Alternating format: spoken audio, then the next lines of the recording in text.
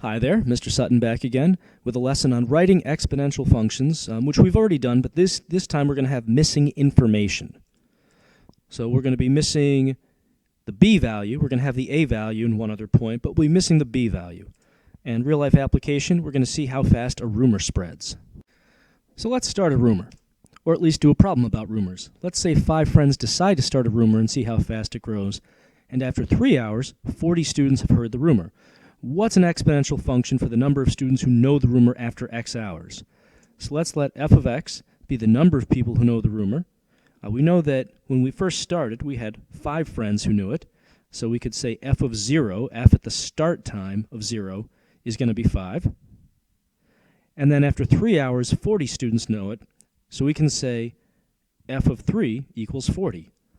These give us 2 data points, 0, 5, and 3, 40.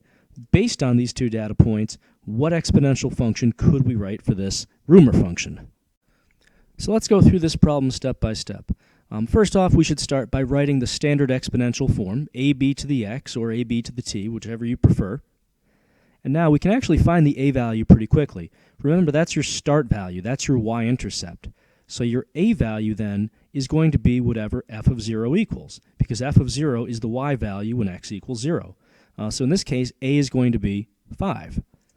And yes, we are very fortunate that they gave us f of 0, but they did, so we're going to use it. Now how about that b value? To figure out the b value, we're going to plug in the a value we just found, and the other t and f of t or x and f of x values. And then we'll go ahead and solve for that missing b value. So we know a, we can write f of x equals 5b to the x, but we can go a little further than that. We know that when we plug in 3, we should get 40 as an answer. So we can write 5 times b to the 3rd power equals 40. So we're just plugging in this second non-y-intercept point for x and y. Let's go ahead and solve now. Dividing by 5, we've got 8. And then we know how to undo the 3rd power here. That's going to be the cube root, or the 1/3 power. So that's going to be cube root of 8, which is 2. And then we're just going to plug all of that back in with a and b to get our standard form. So we know that a is 5. We know that b is 2. So f of x equals 5 times 2 to the x will be our final answer for this one. Pause the video now and try this next one on your own. Let's see how you did. So standard form, check. A value is going to be 4 because f of 0 is 4. So now we can write 4 times b to the negative 4 equals 64. Dividing by 4, that's going to be 16. And then here's where it gets a little tricky. We're going to use our reciprocal power of negative 1/4. So we've got 16 to the negative 1/4. That's reciprocal. So this is really 1 over 16 to the 1/4 power. And we know the 1/4 power is really the 4th root. So this is 4th root of 1/16. 4th root of 1 is 1. 4th root of 16 is 2. So b value is going to be 1/2 on this. Plugging in the a and the b now, we've got f of x equals 4 times 1/2 to the x.